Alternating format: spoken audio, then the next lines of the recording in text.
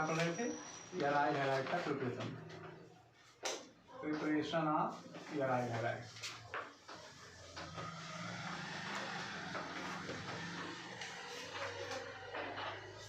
Aryl halide कैसे prepare कर सकते हो? पहला जो तरीका था, डायरेक्ट हैलोजिनेशन करा दीजिए किसका? एरोमेटिक रिंग का। यही तो बता रहे थे।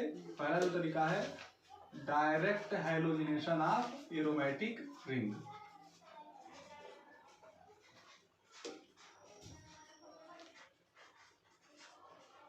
तो डायरेक्ट हैलोजिनेशन आप कैसे कराओगे? किसके प्रेजेंस में? मान लिया आपने एक एरोमेटिक रिंग बेंजीन ले लिया, इसका हैलोजिनेशन आप करा रहे हो, तो इसमें आपको लेना है लुईस एसिड, या कह सकते हैं इलेक्ट्रॉन डिफिशिएंट कंपाउंड। कौन से कंपाउंड? इलेक्ट्रॉन डिफिशिएंट, जिनको इलेक्ट्रॉन की कमी है। जैसे AlCl3 आप ले सकते हो, FeCl3 ले सकते हो, ये सब ले सकते हो। तो इससे क्या हो जाएगा, इसमें आपका बनेगा, यहाँ पे आकर के एक हैलोजन लग गया, ये हो गया एरिल हैलाइड्स। इसके मैकेनिज्म के बारे में बताना था आप लोगों को। एरिल हैलाइड के मैकेनिज्म के बारे में आपको पढ़ना है। तो देखिए क्या होता है, मैकेनिज्म इसकी कैसे सीखनी है, ध्यान दो, जान जाओगे। मैकेनिज्म इसकी 3 स्टेप में पूरी होती है। ठीक, स्टेप फर्स्ट जो है,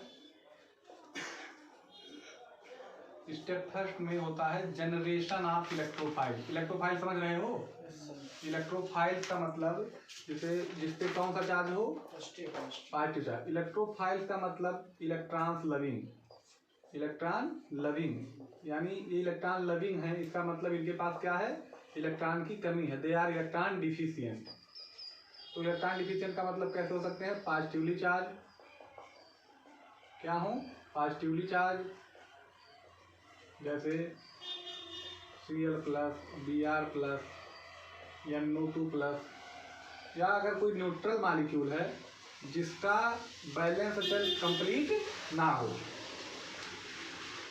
जैसे मान लीजिए आप AlCl3, FeCl3, BF3, ये सब क्या है? इलेक्ट्रोफाइल। बात समझे? स्टेप फर्स्ट में हम क्या करने वाले हैं? Generation of electrophile, generation of electrophile, यानी स्टेप फर्स्ट में हमें इलेक्ट्रोफाइल को जनरेट करना है। तो अब क्या किया हमने, देखो हमारे पास क्या है, हैलोजन में X2 है ना, और हम एक लुईस एसिड ले लिए, मान लीजिए AlCl3। ठीक, तो ये क्या करेगा, इसको तो एक और हैलोजन अपने साथ रख सकता है कि नहीं रख सकता है? रख सकता है ना। तो ये तो इसका हो जाएगा हेट्रोलिसिस, इस बार का क्या होगा? हेट्रोलिसिस। इससे मान लीजिए माइनस चार्ज आया, तो इस पे कौन सा चार्ज आएगा? Plus charge. तो ये प्लस चार्ज अलग हो जाएगा, ये माइनस चार्ज इनके साथ चला जाएगा, क्योंकि इनको अभी इनके बैलेंस सेल में अभी 6 ही इलेक्ट्रॉन है। क्यों? एल्युमिनियम के बैलेंस सेल में 3 इलेक्ट्रॉन होता है, और 3 क्लोरीन से बॉन्ड बनाया है, तो कितना हुआ? 6 ही तो हुआ। तो एक क्लोरीन इसके साथ और जुड़ सकता है, तो अगर इसके साथ जुड़ा तो इस पे क्या होगा? AlCl4-, क्या हो गया? अगर ये Cl आप मान रहे हो, इस हाइड्रोजन को क्या मान लिया आपने? Cl, तो क्या हो जाएगा? AlCl4-, और बचेगा क्या? Cl+। बात समझे?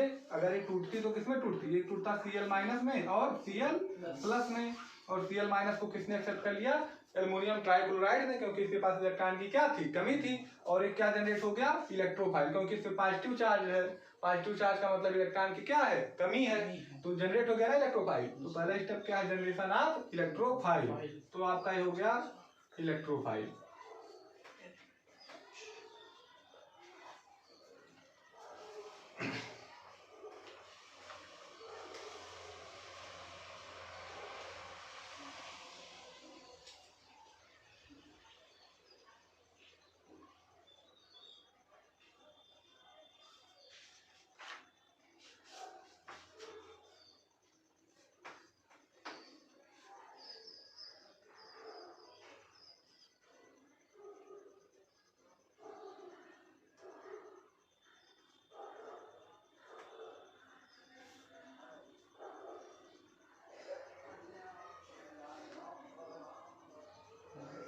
हो गया।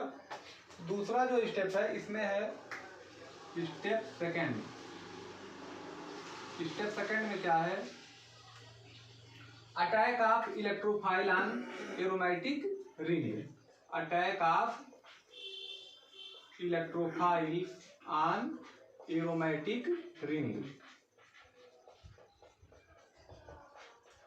देखिए ये है आपकी एरोमेटिक रिंग,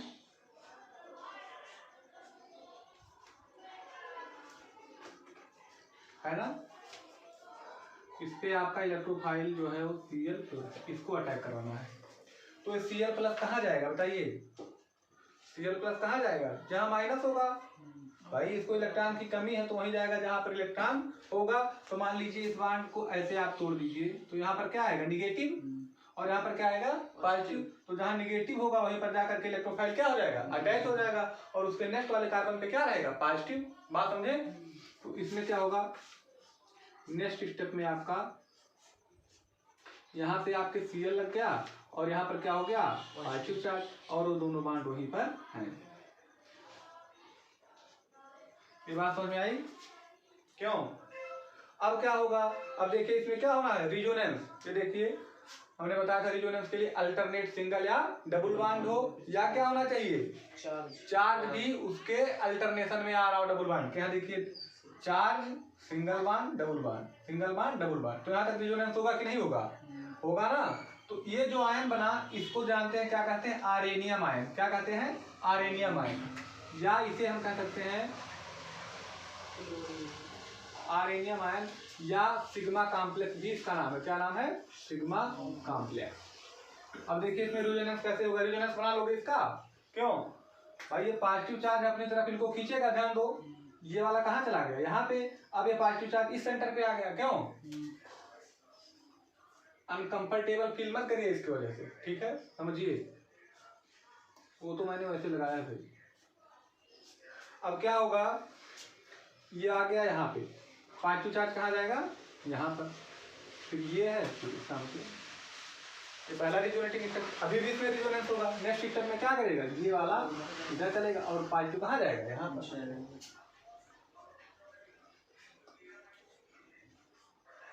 ये पॉजिटिव चार्ज यहाँ, ये आपका Cl यहाँ डबल बॉन्ड, ठीक। इतने रिजोनेटिंग स्ट्रक्चर आपके बने। अब अगर आप इसका रिजोनेंस हाइब्रिड बनाएं, रिजोनेंस हाइब्रिड, तो कैसे बनेगा, ध्यान दीजिए। ये मान लीजिए Cl है, तो पॉजिटिव चार्ज कहाँ कहाँ घुमा, देखिए ये ऐसे पूरे रिंग में घुमा ऐसे, क्यों केवल यहाँ पर नहीं घुमा। तो these are called resonance hybrid. तो यह स्टेप सेकंड में जिसमें क्या बनता है, आरेनियम आयन, या कह सकते हैं सिग्मा कॉम्प्लेक्स, जो किससे स्टेबलाइज होता है, रिजोनेंस से स्टेबलाइज होता है। तो सेकंड स्टेप में आपको पूरा ये करना है।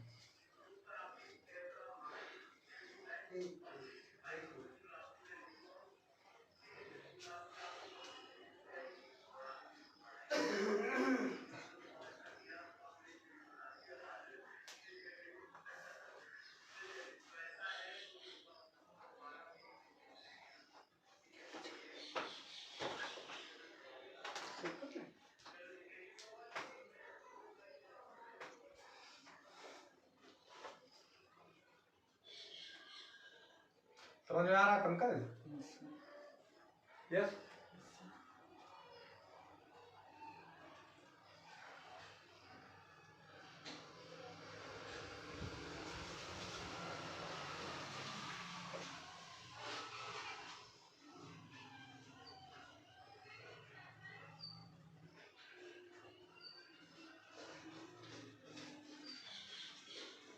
इसका लास्ट स्टेप जो है वो है लॉस ऑफ प्रोटॉन। क्या है, loss of proton.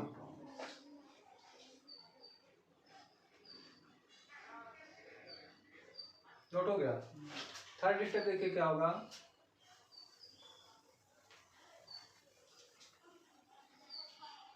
Step third, step third loss of proton. तो आपका जो रिजोनेंस बना था यही लास्ट वाला स्ट्रक्चर है, क्यों देखो ध्यान से,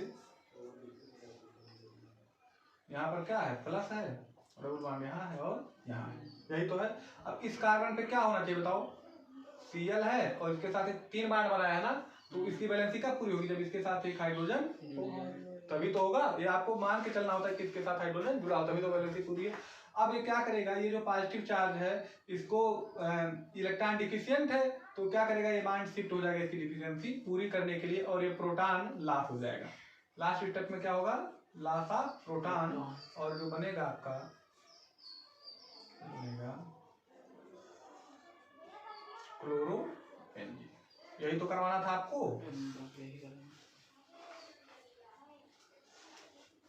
तो ये पूरा स्टेप है। पहले स्टेप में क्या, जनरेशन ऑफ इलेक्ट्रोफाइल। इलेक्ट्रोफाइल है क्या कि जो इलेक्ट्रॉन्स लविंग है, इनका मतलब इलेक्ट्रॉन डिफिशिएंट है, पॉजिटिवली चार्ज होंगे। इसका पॉजिटिव चार्ज का मतलब मैंने आपको एक इलेक्ट्रॉन दे दिया तो मेरे पास इलेक्ट्रॉन की क्या हो गई, कमी हो गई।